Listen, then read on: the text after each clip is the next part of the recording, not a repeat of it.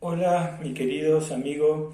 Este es mi primer mensaje para las redes sociales porque Dios está interesado en ti. Yo soy solo un emisario.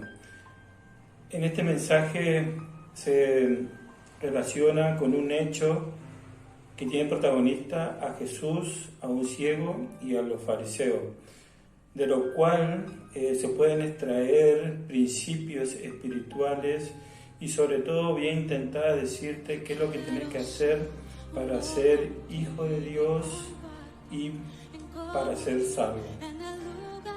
Dice su palabra: al pasar Jesús vio a un hombre ciego de nacimiento y le preguntaron sus discípulos diciendo: Rabí, ¿quién pecó, este o su padre, para que haya nacido ciego? Respondió Jesús: no es que pecó este ni su padre, sino que las obras de Dios se manifiesten en él.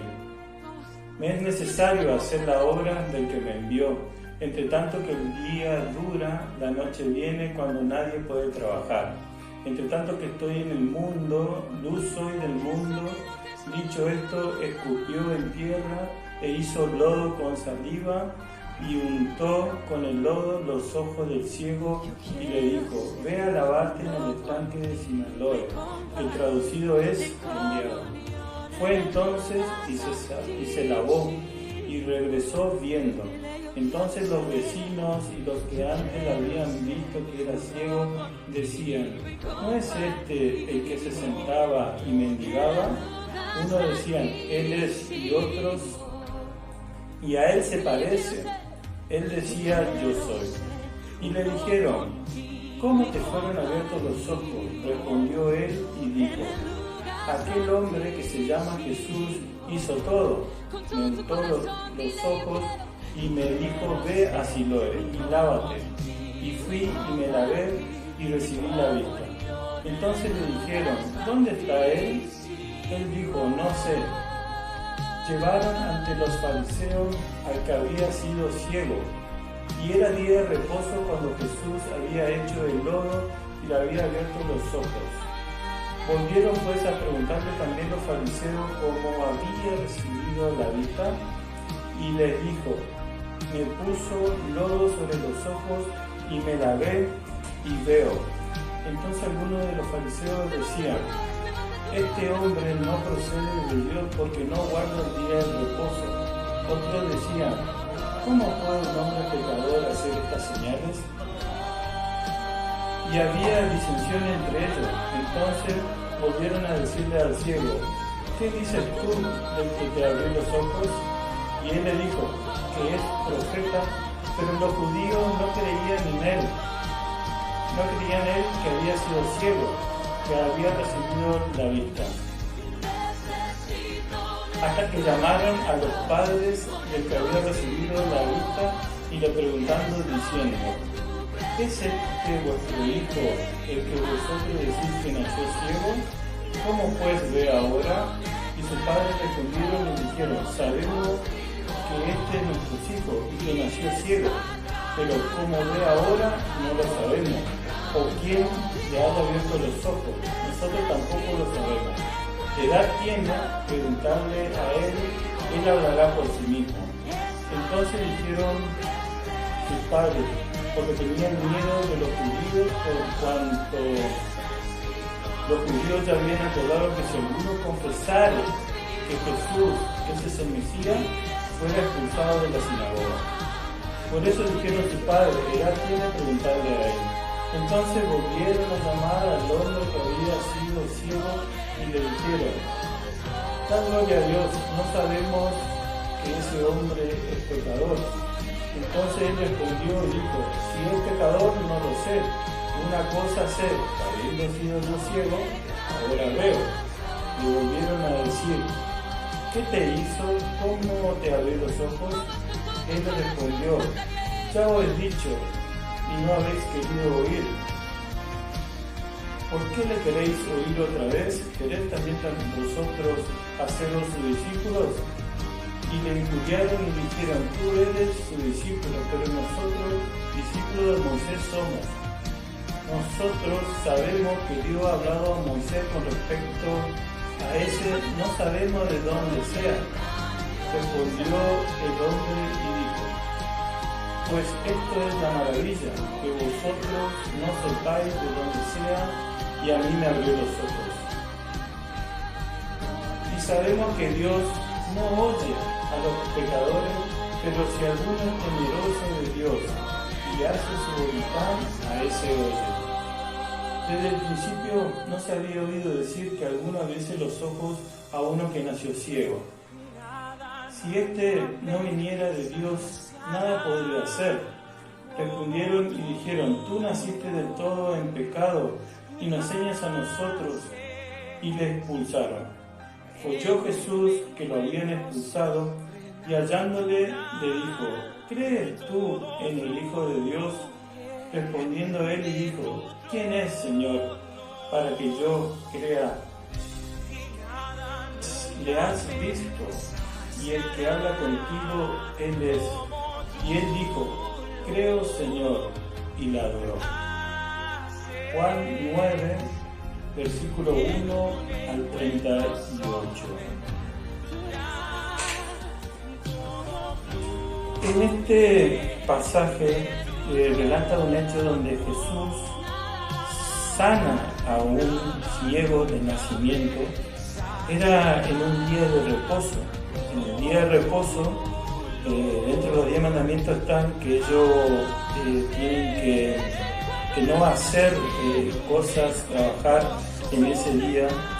Y los discípulos criticaban cómo este hombre, por Jesús, puede sanar en el día del reposo.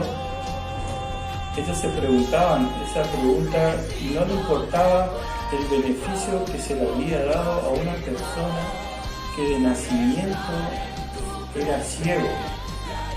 No lo podían creer. ¿Por qué fue sano? ¿De qué forma fue sano? Parecía de la CIA y de la KGB, porque le preguntaban constantemente cómo es que sucedió esto. No lo podían entender. No lo podían entender porque no creían en Jesús principalmente. Y se veían amenazados porque todo el orden religioso de la época podía ser derribado, sabiendo que esta persona, si se consideraba el Hijo de Dios, era el cumplimiento de una profecía, y ellos no querían aceptar. Tal es la importancia que luego Jesús fue llevado ante Poncio Pilato, justamente porque consideraban una injuria que él diga que Jesús era el Hijo de Dios. Y vemos que el ciego, principalmente, y los padres del ciego se animaban a decir que fue Jesús el que le sanó, porque ya se sabía de que si alguien manifestaba que Jesús era el Hijo de Dios, que si hacía milagros, era una injuria y temían por su integridad física, porque se consideraba una injuria y podían ser expulsados de la sinagoga. Inclusive al Señor Jesús fue motivo de darle la muerte. Vemos desde entonces cómo las fuerzas ocultas tratan de impedir invocar el nombre del Señor. Vemos que el ciego que recuperó la vista lo explica bastante sencillo. Se nota que tenía un conocimiento previo de las cosas de Dios, porque dijo que él no sabe si Jesús es pecador o no, pero que sí sabe que si uno es temeroso de Dios, él escucha. Seguramente esta persona ya había pedido a Dios por recuperar su vista, y Jesús, cuando lo vio, no dejó pasar la oportunidad de darle esa vista tan anhelada que para que él pueda ver, que tuvo que tener fe en Dios. Él dice que fue expulsado por tal motivo. Él se animó a decir que fue Jesús el que los sanó, fue Jesús el que hizo la obra. Primero fue medio temeroso, pero a lo último lo dijo, y fue cuando dejaron de interrogarlo.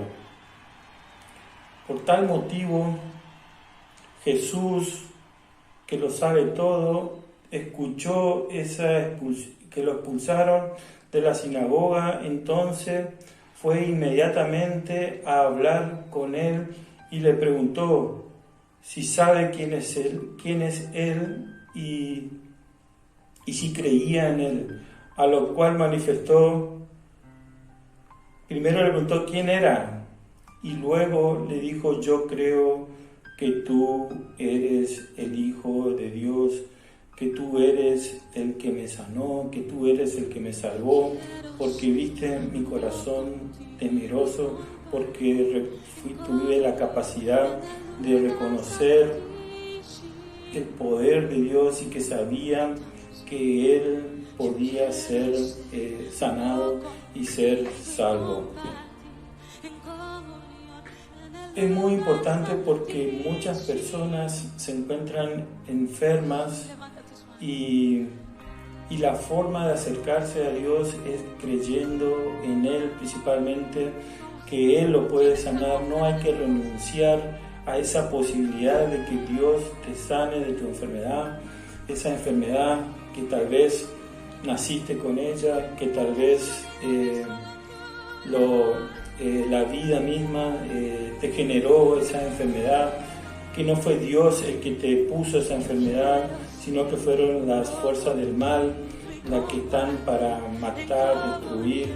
Sabemos que hay una historia también de una señora que estaba enferma, que se dice que Satanás le tenía atormentada con esa enfermedad por mucho tiempo, que lo dio todo, lo gastó todo, y Dios fue quien lo sanó. Pero vemos cómo las fuerzas del mal se quieren oponer a invocar el nombre de Dios principalmente. También vemos que Pedro y Juan dicen que son discípulos de Jesús, luego de que Jesús ascendió a los cielos. Ellos continuaron la obra y dicen que una de las primeras milagros que ellos hicieron fueron ver a un paralítico en el templo que siempre pedía limosna, y ellos no tenían nada, no tenían ni plata ni oro, pero sí que tenían la unción de Jesús, confiaban en su poder, que en el nombre de Él podían ser sanos este paralítico, y tal así que no tengo ni plata ni oro, pero lo que tengo te lo doy. Y oró, y ese enfermo recuperó su capacidad de volver a caminar. Es un milagro notable que nuevamente estas personas fueron convocadas por los fariseos del momento, por los sacerdotes, y trataron de callarlos. Primero lo interrogaron también: ¿cómo es que pudiste hacer esa obra? Y él diciendo: aquellos que tienen fe en el nombre de Jesús.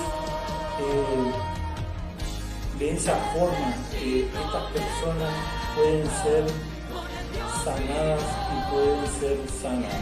¿Y por qué digo que pueden ser también salvadas? Porque dice que lo que creen en Él, lo que creen en su nombre, dice que si confesares que Jesús es el Señor y creyeres en tu corazón, serás salvo, porque con el boca se confiesa para salvación y con el corazón se cree. Así que este hecho que relaté recién es lo que te da el acto inicial para ser salvo, para ser un hijo de Dios.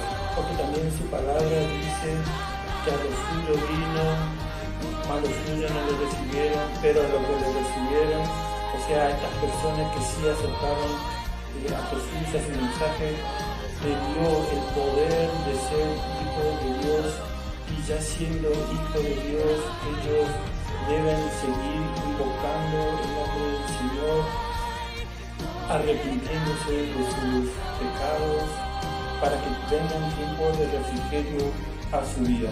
O sea que no es solamente confesar de boca, sino que es algo que nace en el corazón, que nace del oír la palabra de Dios, porque dice que la fe viene por el oír de la palabra.